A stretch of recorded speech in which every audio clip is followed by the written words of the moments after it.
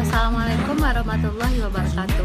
Perkenalkan, nama saya Sisi Adelinda, jurusan Hukum Ekonomi Syariah, dan saya berasal dari kelas A. Halo semuanya, selamat datang di channel YouTube saya. Nah, sebenarnya ini adalah video pertama yang saya upload, dan ini bukan berupa tutorial ataupun tentang vlog, tapi berupa tugas tentang penjelasan etika profesi jaksa sebagai pemenuhan tugas etika profesi hukum saya. Nah, pada kesempatan kali ini saya akan menjelaskan kepada kalian semua tentang etika profesi jaksa. Sebelum itu kita akan bahas tentang pengertian jaksa. Apa sih sebenarnya yang dimaksud dengan jaksa? Nah, jaksa di sini adalah merupakan seorang petugas yang telah diberi wewenang oleh undang-undang untuk melakukan penuntutan di pengadilan.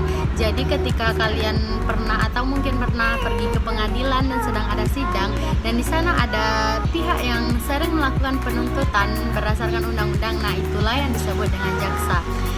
Kemudian tentang kode etik jaksa di sini, mereka sering kalau di bidang kejaksaan mereka menyebutnya dengan Trikrama Adiaksa. Itu merupakan sebutan lain tentang etika profesi jaksa. Kenapa sih seorang jaksa ataupun seorang profesi-profesi lainnya harus punya etika? Karena di dalam etika inilah diatur semuanya, apa-apa hal-hal yang baik dan boleh dilakukan serta hal-hal yang tidak boleh dilakukan oleh seorang profesi hukum. Nah, begitu juga dengan jaksa itu sendiri. Jaksa di sini memiliki kewajiban yang telah ditentukan sesuai dengan undang-undang dan juga memiliki hal-hal yang tidak boleh dilakukan, dan itu juga diatur di dalam undang-undang dan etika profesi jaksa. Itulah mengapa etika profesi jaksa itu sangat penting bagi kejaksaan itu sendiri. Nah, apa saja sih kewajiban yang harus dilakukan oleh seorang jaksa? Nah, seorang jaksa ini dia berhak atau melakukan tuntutan. Nah, contohnya tuntutan di pengadilan, karena tentu saja dia telah diberikan mandat atau telah diberikan wewenang oleh undang-undang untuk melakukan penuntutan tersebut. Kemudian jaksa berkewajiban untuk menegakkan hukum secara adil dan tidak memihak kepada orang lain. Kemudian jaksa di sini dia juga memiliki wewenang tentang melengkapi berkas-berkas tugas. Contohnya jika ada suatu persidangan, maka jaksa di sini wajib untuk melengkapi berkas-berkas nanti yang diperlukan dalam persidangan. Tidak hanya kewajiban, jaksa di sini memiliki hal-hal atau ada perihal dan hal-hal yang dilarang untuk dilakukan. Apa saja yang termasuk hal-hal yang dilarang oleh jaksa? Yang pertama, berlaku tidak adil atau membeda-bedakan terdakwa. Contohnya di pengadilan, si kaya dan si miskin dibeda-bedakan oleh jaksa. Itu dilarang dilakukan di dalam kejaksaan. Kemudian jaksa itu juga dilarang untuk melakukan atau menangani suatu kasus yang berkaitan dengan dirinya sendiri atau berkaitan dengan keluarganya. Kenapa? Karena ditakutkan muncul ketidakadilan di dalam diri jaksa tersebut. Kemudian jaksa di sini juga dilarang merekayasa fakta-fakta hukum.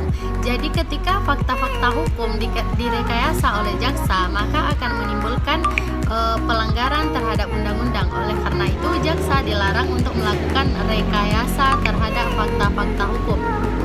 Kemudian selanjutnya jaksa juga dilarang untuk melakukan pemidanaan atau penuntutan tanpa adanya bukti-bukti yang jelas. Jadi ketika suatu jaksa ingin melakukan penuntutan tapi tidak ada bukti yang jelas, maka itu dilarang untuk dilakukan sesuai dengan peraturan perundang-undangan yang berlaku. Kemudian selanjutnya kita akan bahas tentang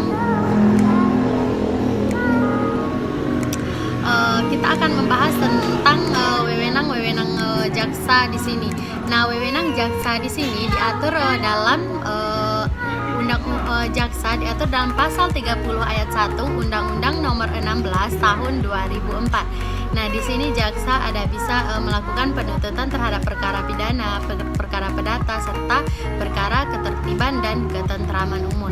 Contohnya dalam suatu perkara pidana, maka jaksa boleh melakukan penuntutan terhadap pelaku pembunuhan. Contohnya pelaku pembunuhan yang telah disengaja, maka itu jaksa berhak melakukan penuntutan sesuai dengan undang-undang dan peraturan-peraturan hukum yang berlaku. Mungkin sekian yang dapat saya sampaikan. Untuk penjelasan lebih lanjutnya bisa di-share di Google, karena di sini ya saya menjelaskan secara umum hanya tentang beberapa kewajiban dan larangan yang dilakukan oleh jaksa serta penerangan tentang etika profesi jaksa.